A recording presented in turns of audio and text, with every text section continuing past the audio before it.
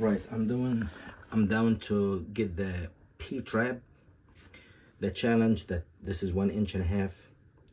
It has to be 2-inch pipe. So I have here, that's called the straight elbow, 90 degrees, 1.5 inches, 1.5 inches P-trap. Then I get union, one side 1.5 inches, the other side is 2-inch. Then I'm gonna place my pipe here, extend it more than what I need. Then I can mark it later.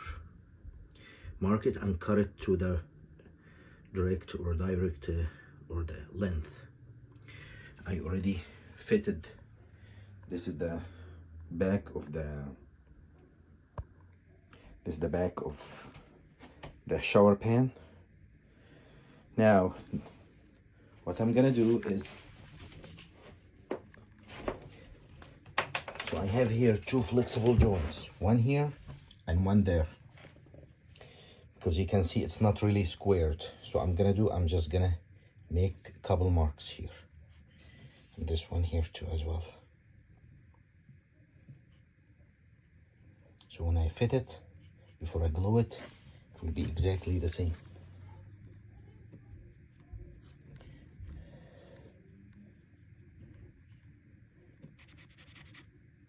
Like that.